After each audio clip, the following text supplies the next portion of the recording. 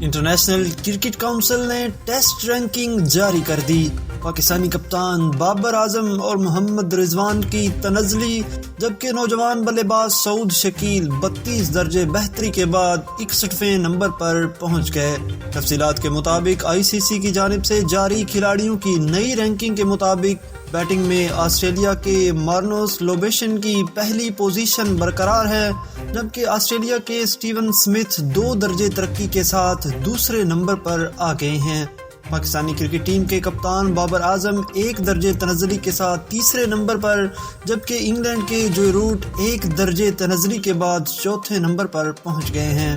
عبداللہ شفیق کی بھی 3 درجے تنزلی ہوئی ہے اور وہ 15ویں سے 18ویں نمبر پر آئے ہیں۔ محمد رضوان کی 4 درجے تنزلی کے بعد وہ 21ویں نمبر پر چلے گئے ہیں۔ پاکستان کے مڈل آرڈر بیٹر سعود شکیل 32 درجے ترقی کے بعد 61ویں نمبر پر آ گئے ہیں۔